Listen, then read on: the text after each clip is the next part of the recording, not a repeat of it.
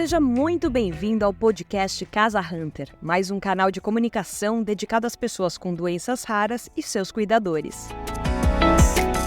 E olha, um dos maiores desafios da pessoa com deficiência ou com uma doença rara é ingressar no mercado de trabalho.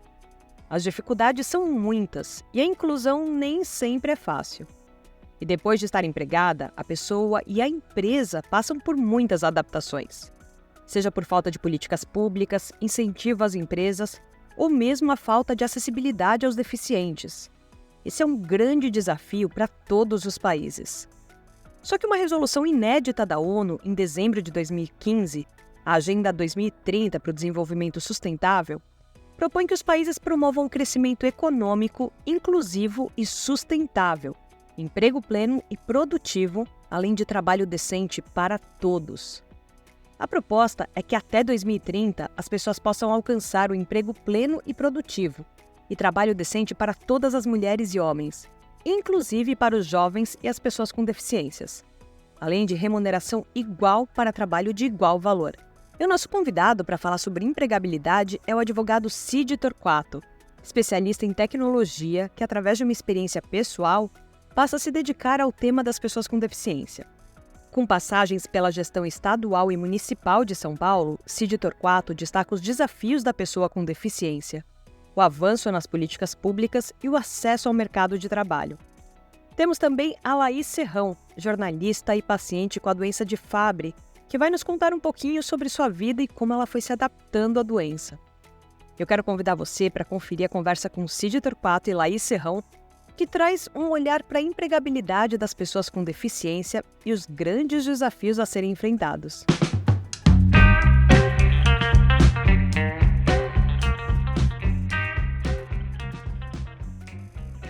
Meu nome é Cid Torquato, sou advogado de formação, trabalhei boa parte da minha vida com tecnologia. Há 15 anos atrás, num mergulho mal calculado na Croácia, eu quebrei o pescoço e fiquei tetraplégico. Obviamente, a minha vida mudou muito a partir daí.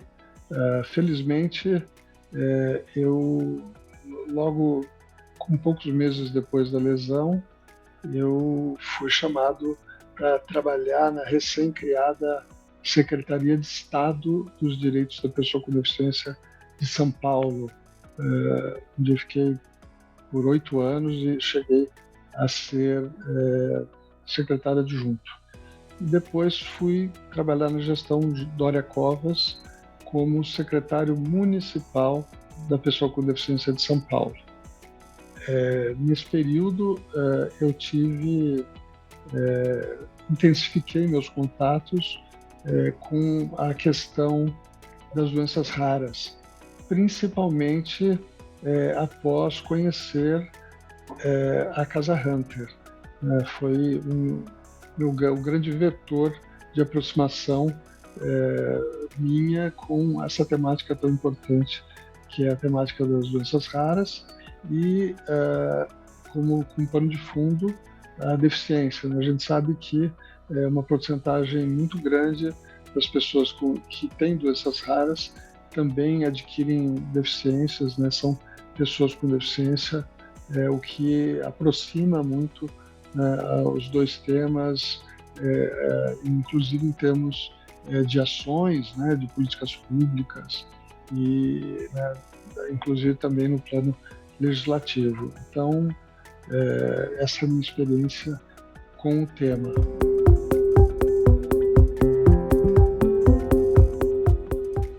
Eu sou Laís Serrão, sou jornalista, tenho 42 anos, eu sou portadora da doença de Fabry, ou Fabry. Foi bem difícil o diagnóstico para mim, porque foram várias coisas que aconteceram comigo. Eu entrei em coma durante 3 meses. Quando eu voltei, vivia normalmente, morava em São Paulo, tal, ia casar, e a vida assim, bem, eu estava no auge da minha carreira, sou jornalista, né, como eu falei, eu tinha uma empresa de assessoria de imprensa, trabalhava em casa, tal, e mexia com as minhas coisas assim, normal. E de repente meu mundo desandou, assim, veio a doença e agora? Porque eu fiquei em coma 3 meses, quando o médico não sabia o que eu tinha. Eu fiz quimioterapia, fiquei careca, foram várias coisas, assim, eu fui em vários médicos, neurocirurgião, neurologista, vários, e ninguém fechava o diagnóstico, ninguém falava, olha, você tem uma doença rara, tal, e ninguém falava isso. E aí, quando eu voltei, eu fui trabalhando com revisão, trabalhando aos poucos, assim, não voltei, assim, a jornalista que foi em 2007 não é a mesma que está aqui hoje. Eu hoje trabalho numa empresa, sou assessora de imprensa do BTG Pactual, banco. É bem legal o meu trabalho, mas assim, eu sei que na minha empresa, na FSB, eles respeitam o meu tempo. Então, assim, eu não sou aquela jornalista que pifou, mas eu posso agregar a equipe e, assim, com certeza eu tenho bastante dificuldade, porque, assim, eu me comparava muito com a Laís que pifou. E é muito difícil isso, porque você fica se comparando, é muito ruim isso. E na época eu trabalhava, já era assessor de imprensa, como eu falei, e hoje trabalho home office, e é bem legal, assim, porque a empresa, ela respeita os meus limites, respeita o meu tempo.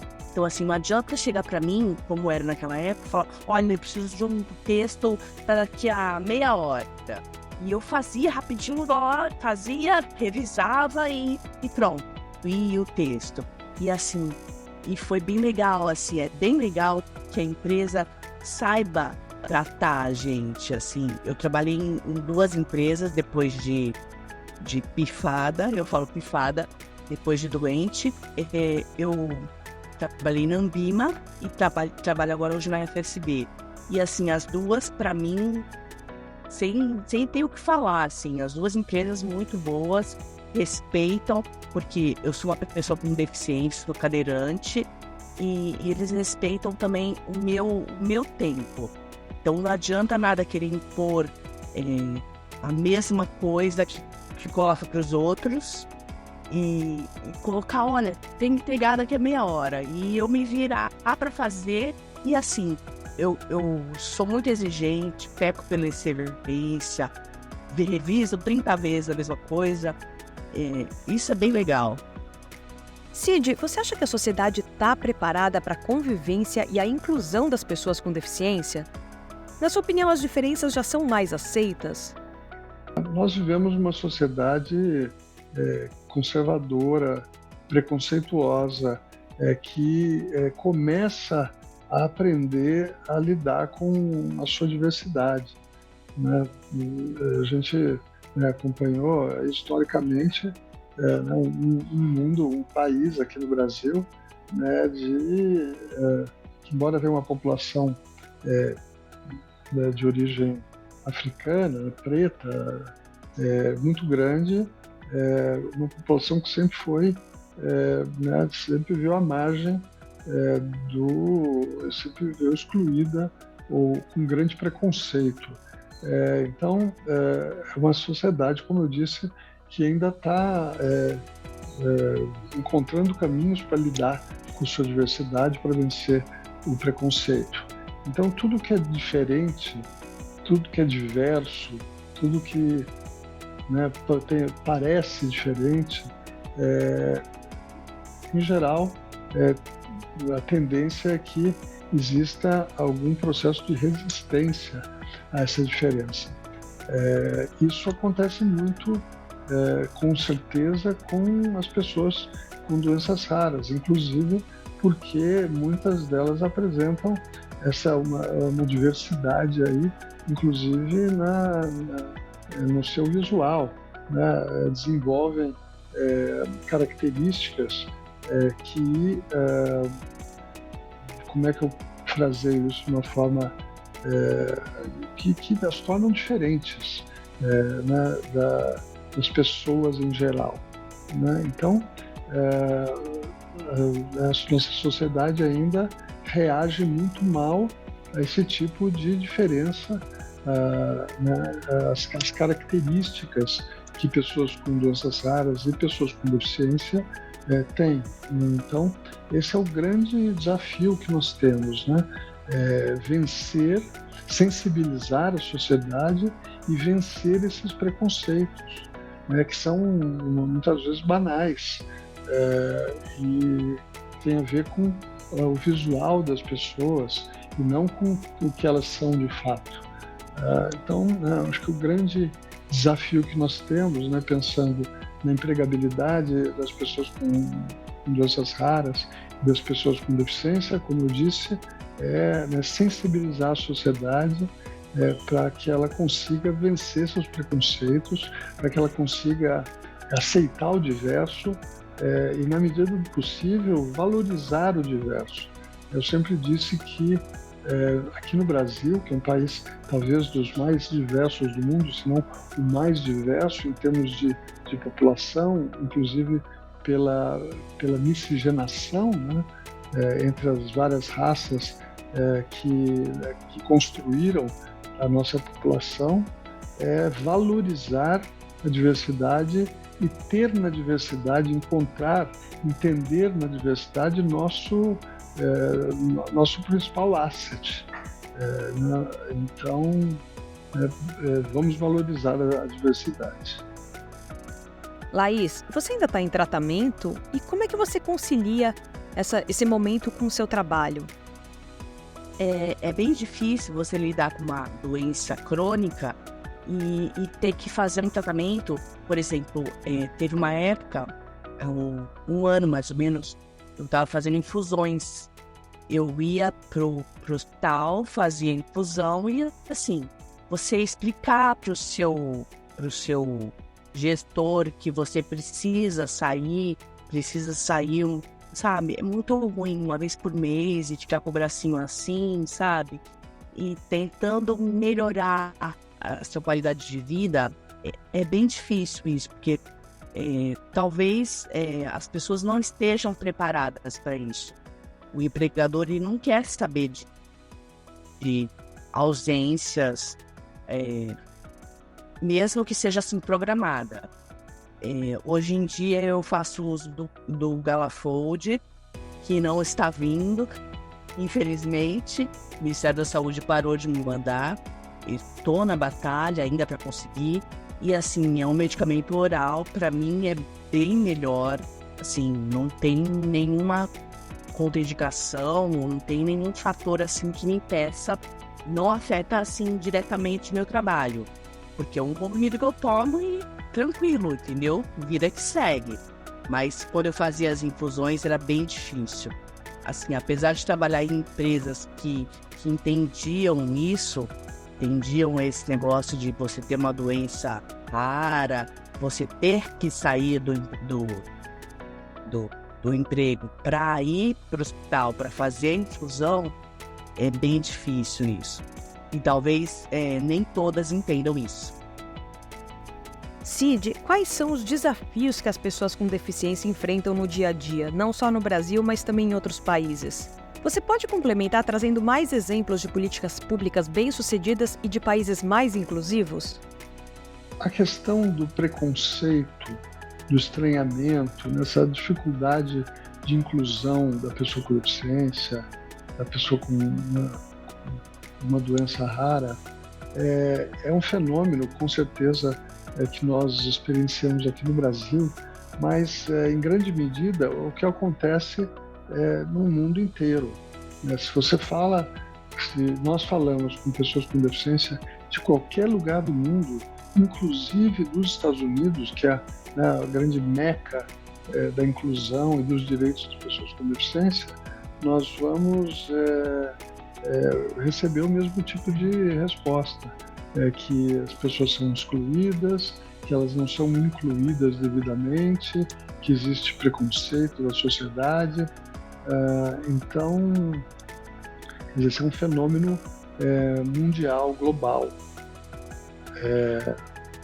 Então, isso a gente encontra esse mesmo, em graus distintos, mas esse mesmo preconceito, estranhamento que nós encontramos aqui no Brasil em outros países. Como eu disse, inclusive, nos Estados Unidos e alguns países europeus, onde a inclusão se dá de uma forma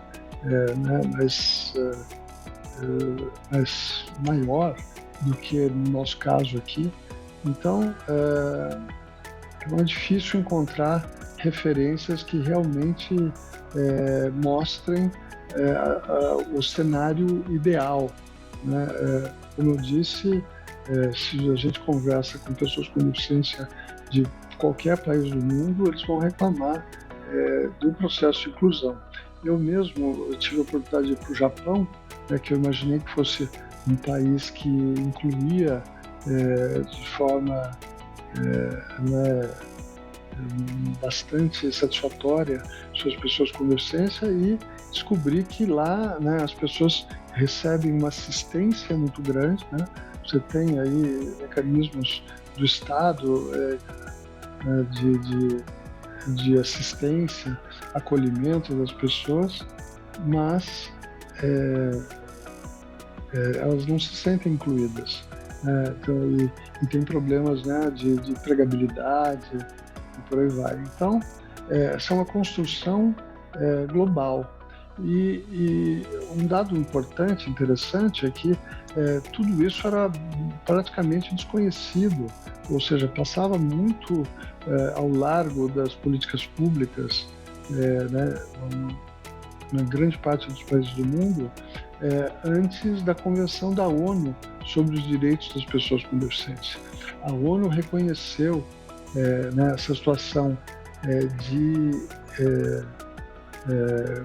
fragilidade das políticas públicas em praticamente todos os países do mundo, criou a convenção, organizou a convenção e que colocou a questão da deficiência, da inclusão da pessoa com deficiência na pauta global. E a gente vem observando isso desde aí de meados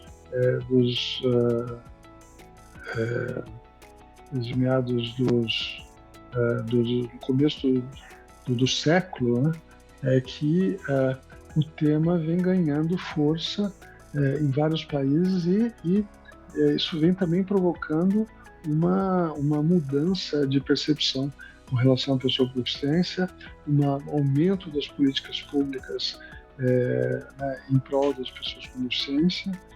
Então,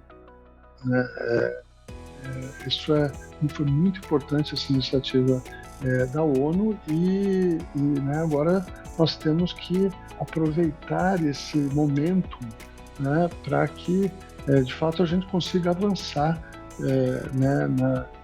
na legislação e nas políticas públicas em prol das pessoas com deficiência.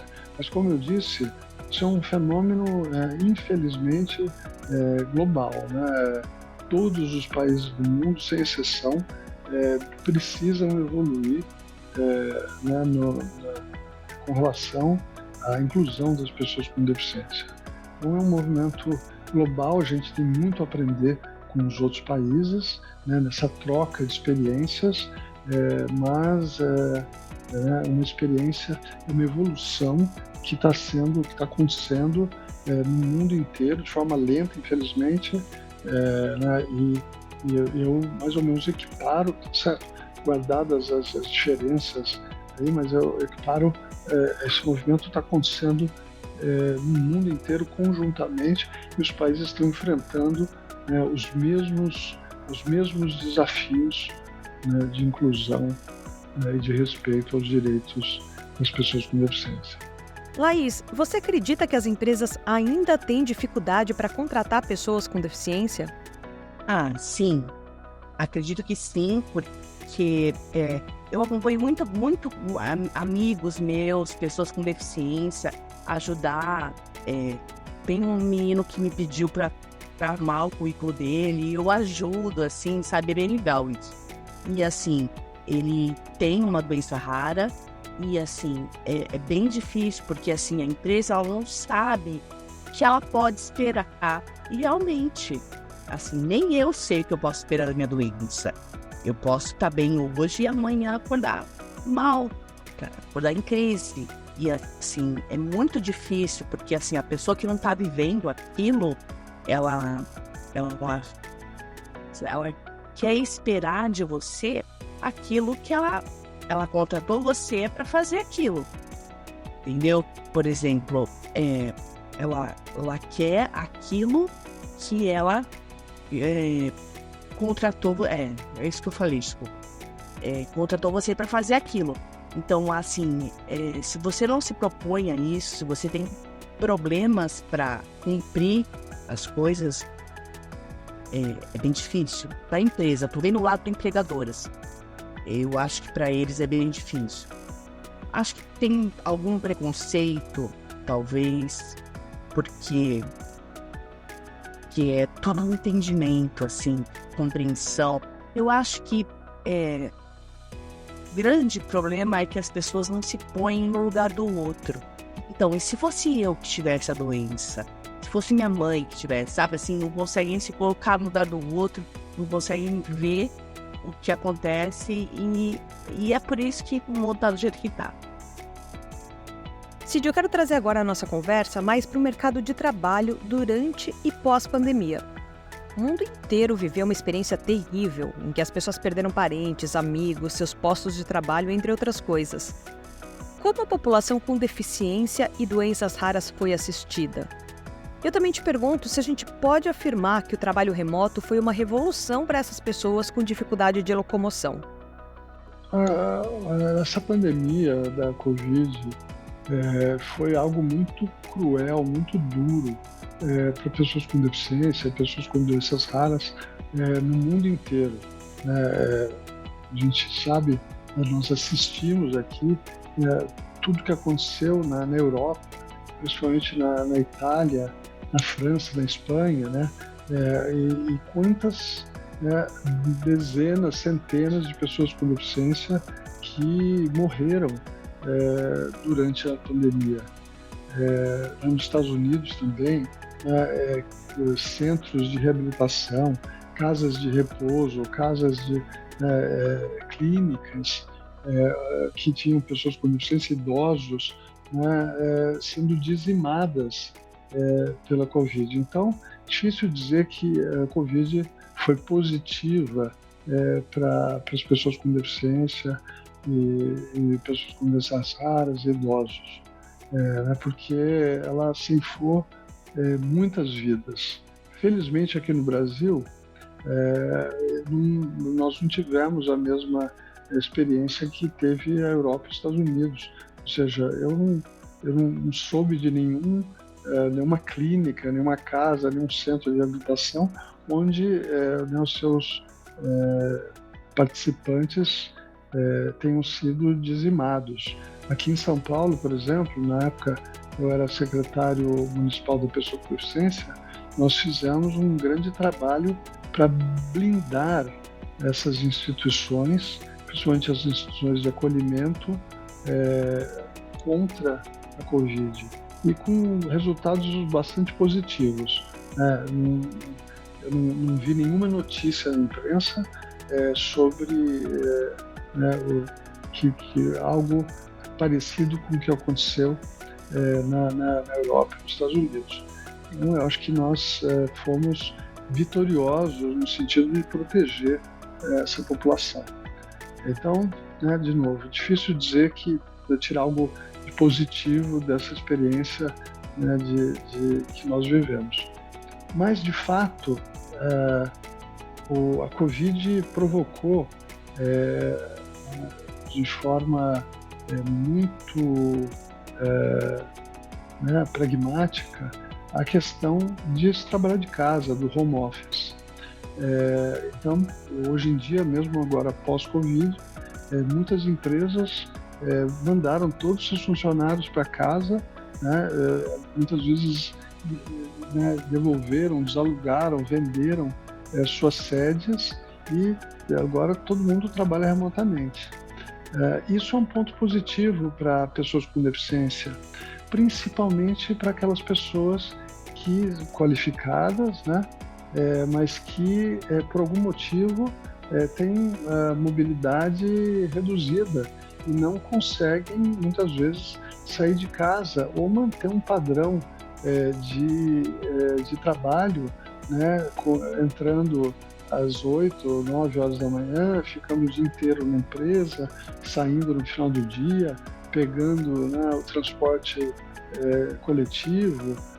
Nós sabemos, né, de muitas pessoas qualificadas, né, tanto pessoas com deficiência, pessoas com doenças raras, que poderiam ter um trabalho, né, para participação interessante em empresas, governos, o que seja, e que são impedidas de desenvolver uma carreira pela falta de condições, né, de manter essa rotina de pegar transporte coletivo, ir trabalhar, passar o dia inteiro no trabalho, 8, 9 horas, voltar para casa. Então, isso trouxe um alento, né, para as pessoas com deficiência de poderem ficar em casa, trabalhar de casa. O que antes da pandemia era muito criticado. Mesmo os fiscais do Ministério do Trabalho muitas vezes não aceitavam não aceitavam que as empresas tivessem seus funcionários, seus colaboradores com deficiência atuando das suas residências. Então isso criou uma possibilidade interessante. Francamente, isso na teoria, certo? Francamente, eu não sei se na prática isso resultou em algo realmente positivo, se de fato isso contribuiu para aumentar o número de pessoas com deficiência contratadas pelas empresas. Então esse dado não existe. Então, o que eu diria, teoricamente, né, foi uma abertura importante, né? Institucionalizou-se o trabalho de casa, o home office. Isso, em teoria, abre uma possibilidade interessante para pessoas com deficiência que, né, têm alguma dificuldade de se locomover, né, de sair de casa e tudo mais, ou mesmo para pessoas com deficiência em geral, né, que podem ter mais facilidade, mas que é muito mais confortável, né, para elas trabalhar de casa. Mas, francamente, eu não sei se isso tudo resultou, de fato, na prática, na ampliação do mercado de trabalho, né, das ofertas de trabalho para as pessoas com deficiência. Na verdade, a informação que nós temos é que, na pandemia, como as empresas, muitas, tiveram que mandar funcionários embora para se manter né, vivas, né, né, a informação que circula é que nessas questões o percentual de pessoas com deficiência mandadas embora foi muito grande. Então, de novo, essa perspectiva de trabalhar em casa pode ser muito importante, né, daqui para frente, né, na evolução da empregabilidade da pessoa com deficiência, do trabalho em home office, mas, de fato, né, os dados que nós temos até agora é que a pandemia acabou tirando muitas pessoas com deficiência do mercado de trabalho e não ao contrário, como a gente gostaria, né, incluindo mais pessoas no mercado de trabalho. Cid, eu queria que você ainda falasse para a gente, por favor, sobre a lei de cotas.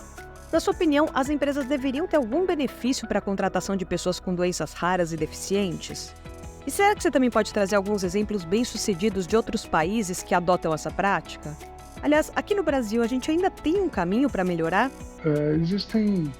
se você falar com qualquer pessoa que trabalhe com empregabilidade da pessoa com deficiência, ou melhor, Idealmente, em teoria, essas pessoas vão dizer que seria errado dar qualquer benefício fiscal, por exemplo, às empresas que contratem pessoas com deficiência. Então, a lei de cotas, ela não prevê nenhuma contrapartida. Ela obriga as empresas acima de 100 funcionários a contratarem, né, o percentual específico aí de pessoas com deficiência, mas não oferece nenhum benefício, nenhuma contrapartida para essas empresas que realmente cumprem cotas ou que contratam pessoas com deficiência. Então, eles veem essa questão de dar um benefício, né, muita gente, como algo que não deve ser contemplado, que as empresas elas devem, né, aceitar, né, e mesmo, né, valorizar essa obrigação de contratação de pessoas com deficiência. Eu tenho minhas dúvidas com relação à possibilidade de criar algum benefício fiscal para empresas que contratem pessoas com deficiência e pessoas com doenças raras, por exemplo. Eu acho que poderia ser interessante, juntamente né, com a obrigação, então você não teria a obrigação de contratar, mas a gente, principalmente tendo o quadro de que hoje em dia no Brasil, apenas cerca de 50% daquelas vagas que voltadas a pessoas com deficiência, cerca de 1 milhão, né, de posições no Brasil, apenas metade disso, menos da metade, foi preenchido nesses 30 anos de lei de cotas. Então, isso mostra que a lei de cotas ela não está funcionando plenamente. Então, uma revisão da lei de cotas poderia contemplar, né, algum tipo de benefício fiscal. Para quê? Para acelerar esse processo. Tem países que fazem isso. A França, por exemplo, é um país que oferece benefícios fiscais às empresas que contratam pessoas com deficiência. Então, de fato, eu sou a favor da gente inventar algum tipo de contrapartida. E, paralelamente, eu acho que a própria lei de cotas, que não é uma lei, né, na verdade é um artigo numa lei de previdência, ela deveria ser melhor estruturada. Ela deveria virar, de fato, uma lei, e não um artigo aqui e resoluções do Ministério do Trabalho. Só que o que acontece? As pessoas morrem de medo de provocar esse processo, porque seria um processo legislativo. Por quê? Com medo de que nossos legisladores, ao invés de estruturarem a lei de cotas, né, e formatarem melhor como ela funciona e qual a amplitude desse processo, eles têm medo que os legisladores possam, inclusive, acabar com a lei de cotas, que é algo que é uma constante no Congresso Nacional. Você tem várias iniciativas lá, vários projetos de lei que tentam acabar com a lei de cotas. Então, de novo, resumindo, na minha visão, eu criaria, sim, algum tipo de benefício fiscal para as empresas que contratam pessoas com deficiência, pessoas com doenças raras. Eu faria uma revisão, na verdade não uma revisão, uma estruturação da lei de cotas para que ela seja, para que ela não seja só um artigo como é hoje, e com isso com qual objetivo? De aumentar, né, os números de contratação de pessoas com deficiência e pessoas com doenças raras. Né, do jeito que está, a gente está vendo que não dá certo, não está funcionando. Então, eu particularmente defendo a ideia de repensar toda essa questão, né, e tentar estruturar essa lei e não ficar com medo, né, de um processo desse os legisladores darem fim à lei de cotas, né? Então, na verdade, é algo muito delicado, né? De lidar, de novo, inclusive pelas dezenas de iniciativas que a gente viu, né, esses anos todos, de tentarem acabar com a lei de cotas. Então é um assunto delicado, não é de fácil tratamento, né, mas ele precisa ser de fato endereçado, porque todo esse processo precisa ser mais efetivo, mais eficaz, para a gente conseguir ter mais pessoas com deficiência e mais pessoas com doenças raras empregadas ou participando do mercado de trabalho. Quero agradecer muitíssimo você que acompanhou mais um episódio de Olhar Raro, hoje falando sobre empregabilidade. Eu quero agradecer especialmente Cid Torquato e Laís Serrão. Foi incrível bater esse papo com vocês. Muitíssimo obrigada e fique ligado nos outros episódios de Olhar Raro. Até a próxima!